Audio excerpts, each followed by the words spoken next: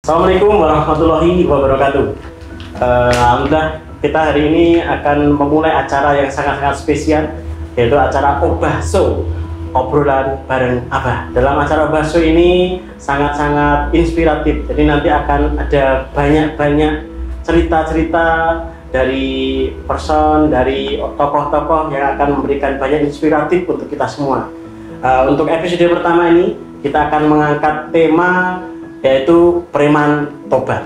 Obahso, obah berkah. Narasumber kita yang pertama, beliau adalah seorang pengusaha muslim, seorang entrepreneur, seorang pengusaha sukses dari Solo. Langsung saja kita panggil beliau, Abah Ranto. Halo Abah. Monggo Abah. Kabar baik Abah? Alhamdulillah sehat. Sobat, ini ternyata beliau ini adalah pengusaha yang sangat-sangat unik. Saya dengar dari orang dalam, jadi beliau itu mempunyai cara yang unik untuk dalam proses perekrutan karyawan. Nah, maka saya ini dalam episode Obahso yang pertama ini dengan tema preman tobat, kita akan mengulik lebih dalam tentang berita burung itu benar atau enggak sebenarnya gitu. Abah, saya dengar-dengar apa itu dalam mencari karyawan itu ada dua kriteria gitu yang mau dicari itu. Yang pertama itu belum sholat, kemudian yang kedua itu dulunya mantan preman itu. Kabar ini benar atau masih simpang siur atau belum 100% benar? Monggo Abah kita klarifikasi sekarang. Ya, Assalamualaikum warahmatullahi wabarakatuh. Terima kasih sudah diundang di Probiotik TV. Ya. Kalau informasi tentang itu ada benarnya, tapi tidak juga 100%. Jadi saya itu kalau menerima pegawai yang sekarang jumlahnya 200-an itu kayak saya lebih senang kalau kebetulan yang lamar itu belum sholat, lebih senang itu. Yeah.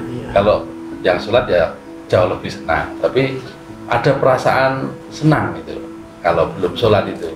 Kenapa? Yaitu poin bagi kita untuk menjadikan beliaunya nanti itu menjadi orang yang sholat gitu. Jadi dulu pegawai saya mayoritas itu tidak sholat. Nah sekarang kalau sudah masuk di usaha saya itu jadi orang sholat. Itu kan poin bagi orang pengusaha. Jadi orang pengusaha tidak hanya dari sisi materi yang dia cari, tapi juga membangun karakter terutama keimanan. Nah, sampai-sampai ada kata-kata begini, karyawannya Abah itu apa? Alumni pesantren, kalau itu. Ya, karena solehnya apa? Ya nggak tahu, karena jam sholat kok mau ke masjid, tutup usahanya gitu, semacam itu. Mas Agus ya. Ya. Jadi selama ini setiap jam sholat tuh kantor harus tutup apa untuk sholat jamaah seperti itu? Ya gitu, tutup. Terus kemudian ada pengajian juga semacam itu tiap bulan 2 kali gitu sebulan. Itu ya. Kemudian dalam mencari karyawan tadi Abah, itu kan Abah ini kan saya bilang bisa apa anti mainstream itu Abah. Biasanya kan seorang pengusaha cari karyawan itu kan yang lulusan S1, S2, S3 yang sudah berpengalaman seperti itu. Nah kok ini malah ada pengusaha cari yang belum sholat, nasi preman itu kan kalau dihitung-hitung pasti rugi ya Pak. Soalnya kan nanti harus mengajari sejak awal, kemudian disiplin kan pasti juga kurang apa. Itu apa ndak rugi ya Pak? Ya, jadi tidak selamanya begitu. Jadi kadang-kadang kita mendidik orang dari bawah itu jauh lebih nikmat gitu. Jadi mereka juga bisa terupgrade keterampilannya, kemudian juga skillnya juga bisa jadi lebih baik. Nah, memang memakan waktu, cuma nilainya itu kan jauh lebih tinggi. Jadi jauh lebih tinggi. Jadi kalau dari bisnis ya ada sih kemunduran proses ngajari orang yang asal bukan skill-skill khusus ya kita bisa lah ambil dari yang umum itu bisa, asal syaratnya itu mau jadi baik, dan kedua mau jujur dan tidak malas. Nah, itu syaratnya itu aja.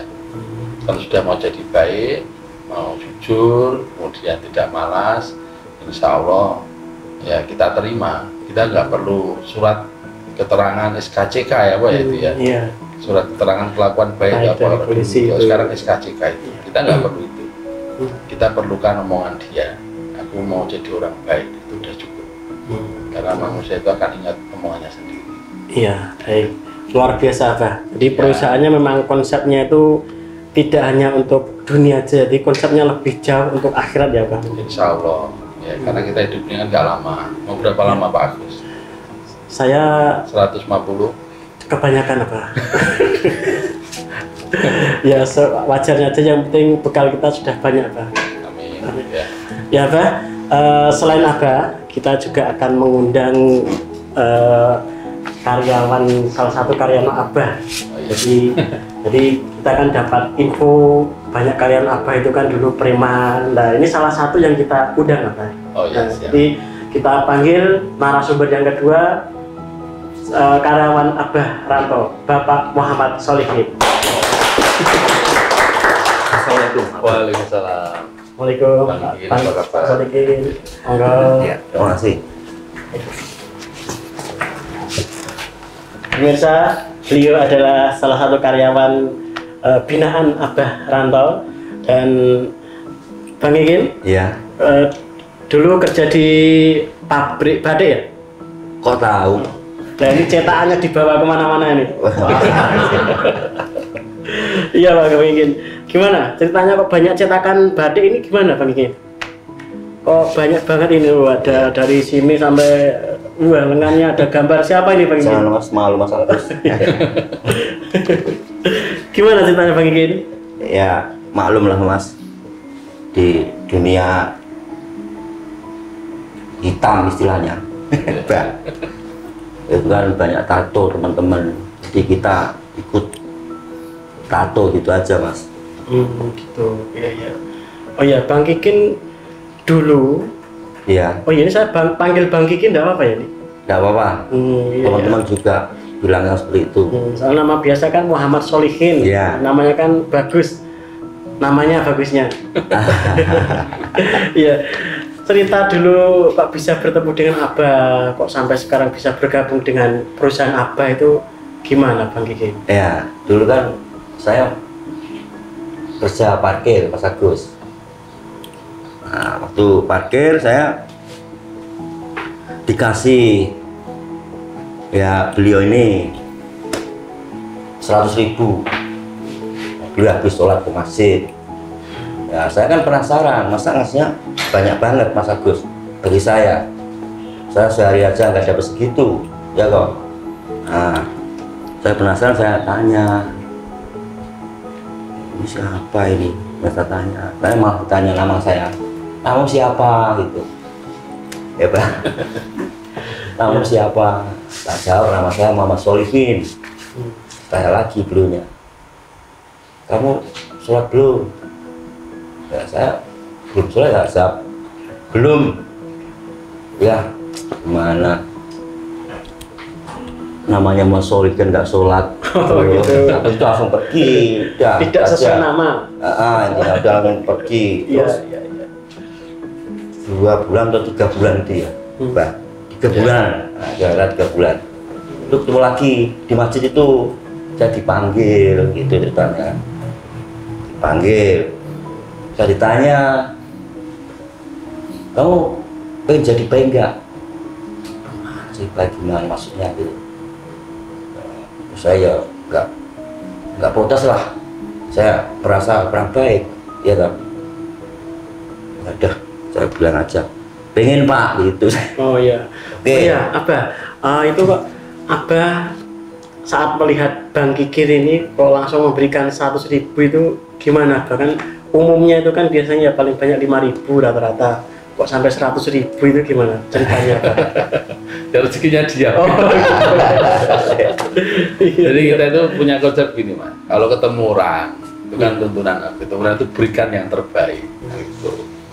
Mau parkir di situ juga tidak mesti tiap hari toh.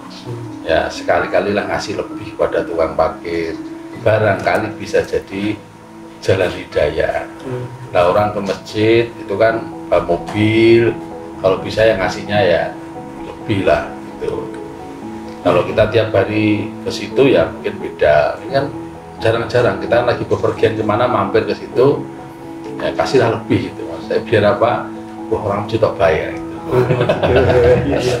Jadi akhirnya dengan 100.000 itu hati Bang Kikin terbentuk itu ya. Iya. Kemudian saat beliau yang pertemuan kedua menawarkan pekerjaan, itu gimana Bang Kikin kok?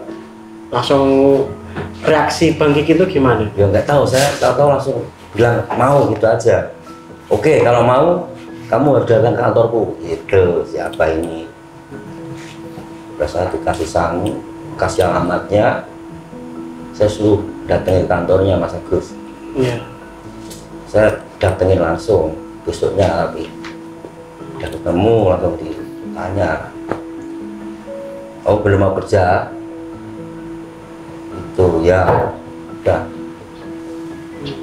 Oke Pak, saya siap. Kalau kamu mau kerja ya kamu harus sholat gitu aja. Ya saya belum bisa Pak. Udah gampang gitu aja. Iya. Nah, kemudian Bang Kikin kan langsung menyatakan kesanggupan bekerja. Ya. Tuh.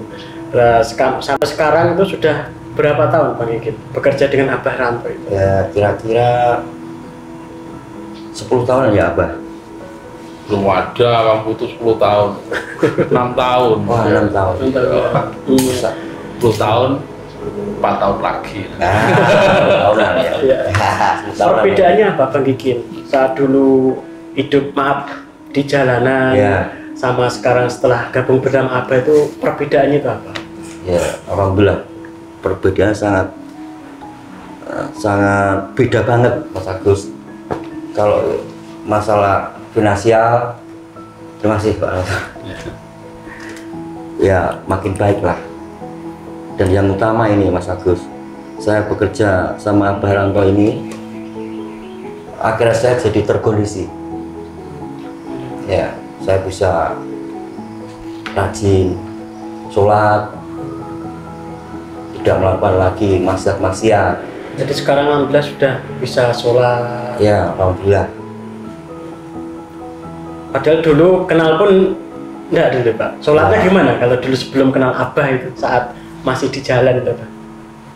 Enggak pernah sholat Mas Agus. Ya kan teman-teman pada semua pada nggak sholat Mas Agus. Nah maklumlah orang di jalanan kan seperti itu Mas Agus. Nggak kenal seperti gituan. Ya mabuk-mabukan lah pasti itu tiap hari. Iya. Sama Abah dulu kok sampai tergerak hatinya, padahal baru bertemu 2 kali kok, ayo melu aku. Nah itu gimana Abah? Padahal ya model-modelnya kayak gini Abah. Kenapa sampai Abah yakin kalau itu, ini bisa jadi baik? Terinspirasi dengan hadis. Ya, satu hadis itu punya gini, bi an yahdiyallahu bika rajulan wahidan khairun laka min humurin ni'am. Dengan sebab kamu satu orang dapat hidayah, itu nilainya di mata Allah lebih tinggi dari harta yang paling mahal di dunia ini. Nah, maka orang beriman, orang Islam harus punya rasa kasih sayang kepada orang yang belum dapat hidayah. Jangan dicemooh, jangan dijelek-jelekan, jangan dipojokkan, tapi kita rangkul, kita sayang.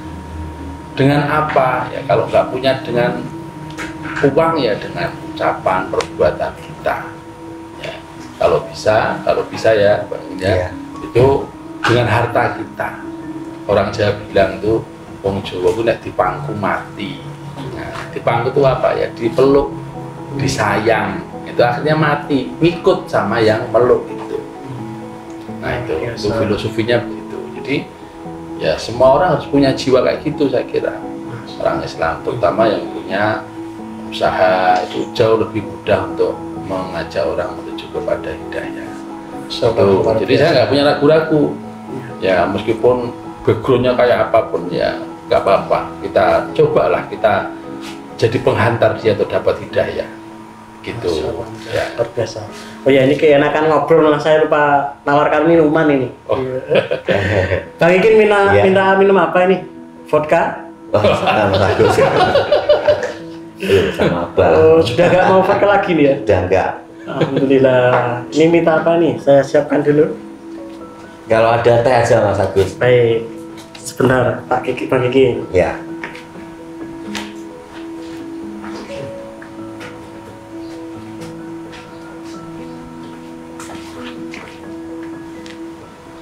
Saya bantu Mas Gus. Khawatir semua. Ya. Ya, terima kasih.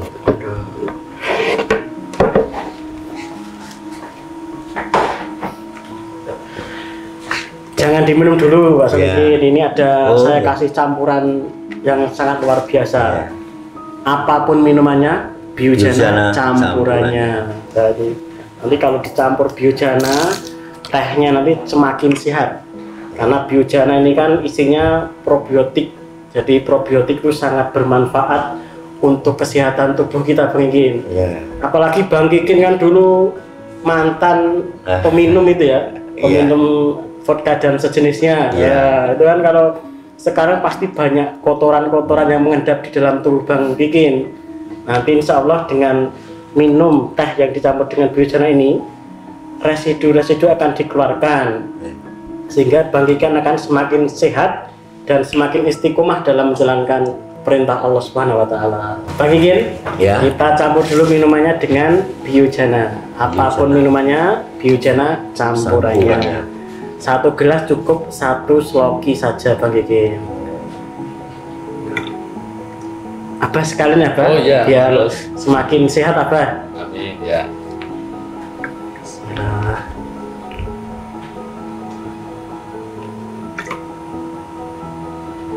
Monggo Bang Kikin, Abah Ya, dinikmati. mari. Ya, Pak.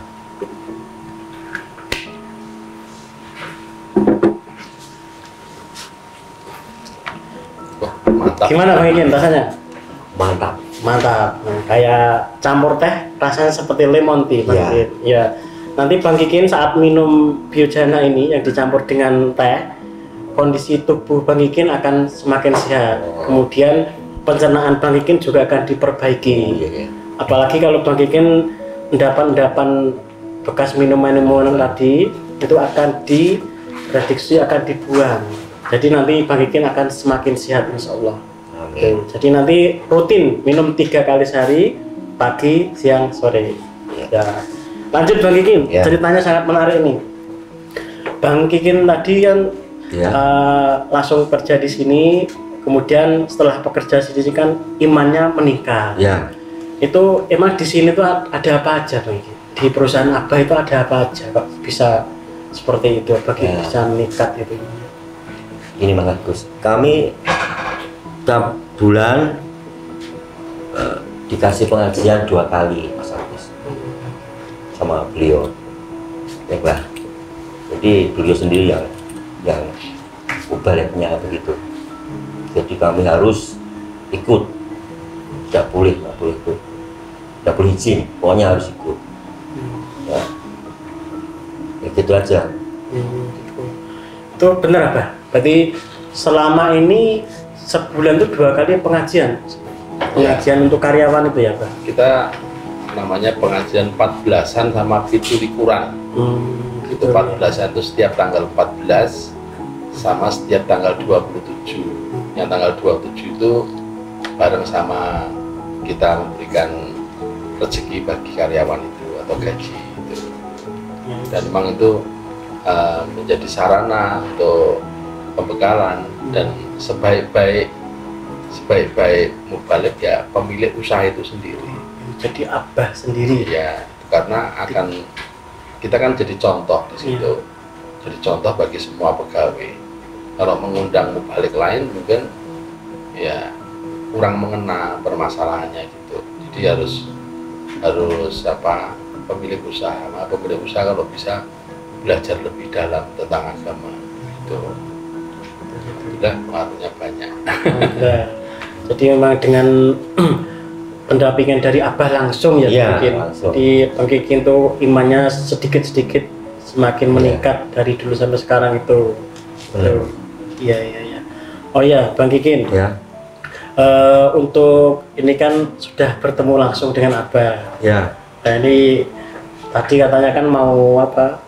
Curhat gitu, mau dari lubuk hati mau disampaikan langsung ke Abah gitu. Ya. Nah ini kan sudah bertemu langsung. Monggo. Yang ingin disampaikan apa aja, Bang Kikin? Ya, pertama saya ucapkan terima kasih kepada Allah, Mas Agus, Allah Ta'ala, dengan hidayahnya dan berdaya lantaran beliau saya menjadi baik sekarang. Ibadah saya sekarang jadi rajin, sholat saya sekarang jadi tertib. Terus saya sudah nggak lagi melakukan hal-hal yang maksiat lagi, Mas Agus. Saya buang jauh-jauh karena saya sudah tahu yang seperti itu dosanya sangat besar. Iya, Pak. Dosa sekali, Mas Agus. Ya gitu aja, Mas Agus. Ya. Terima kasih. Abah. Curahan Bang Kikin dijawab langsung oleh Abah itu. Monggo Abah. Ya, Responnya dari Bang Kikin yang sudah menyampaikan curahan hati itu. saya nggak bisa ngomong karena saya itu membayangkan ya, betapa orang itu kalau nggak dapat hidayah itu ya akan apa ya, menyesal hidupnya selama-lamanya, di akhirat itu akan menyesal. Padahal hidup di sana itu kan abadi, sedangkan di sini itu sementara. Jadi saya itu merasa apa ya, sayang sama orang-orang yang apa istilahnya itu, mohon maaf, belum dapat hidayah itu saya tuh sayang sekali. Saya dengan bagaimana saya tuh berusaha begitu. Jadi maka saya tuh selalu mendekati. Maka di sini di usaha kami itu juga membuat komunitas Tondo Tresno ya. Jadi dari keuntungan perusahaan itu kita berikan kepada orang Islam yang belum ke masjid ya. Kita ajak ke masjid dengan dikasih sesuatu setiap bulan rutin itu. Harapan kami apa? Harapan kami mereka itu dengan sekedarnya itu merasakan kasih sayang Islam. Islam itu rahmatan lil alamin, bukan menghukumi ya. Dakwah itu bukan menghukumi, bukan menjelek-jelekkan, tapi merangkul, menyayang ya. Kita sayang semampu kita ya, jangan dipojokkan, jangan dijauhi ya. Kalau dijauhi siapa yang menghantarkan hidayah itu? Maka kita harus berusaha itu, dan itu nikmatnya luar biasa. Saya merasakan hidup nikmat sekali. Nah itu saya berpesan pada Bang Kikin, mudah-mudahan istiqomah ya. Dan kita semua juga bisa istiqomah dan menjalankan hidup ini. Saya kira itu. Ya Bang Kikin, monggo bisa salaman dan rangkulan tadi katanya. Terima kasih.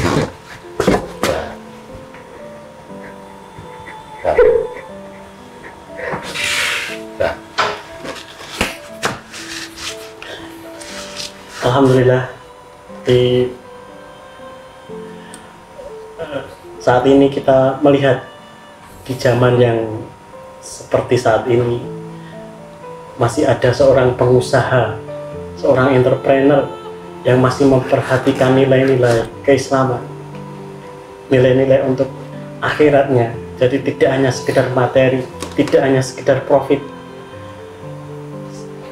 Dan mari kita doakan bersama, semoga Abah Ranto semakin kuat, semakin semangat dalam membesarkan perusahaan yang fokusnya untuk keumatan ini. Dan semoga Bang Kikin juga semakin istiqomah dalam menjalankan hidayah yang sudah beliau terima dengan wasilah perantara Abah Ranto. Semoga acara Obah Show ini menginspirasi kita semuanya. Sekali lagi, mari kita bersama-sama saling mendoakan agar kita istiqomah dalam menggapai ridho Allah Subhanahu wa Ta'ala. Terima kasih Abah Ranto, terima kasih Bang Kikin, terima kasih kepada semuanya. Sampai jumpa lagi pada episode selanjutnya. obah so, obah berkah. Wassalamualaikum warahmatullahi wabarakatuh. Ya.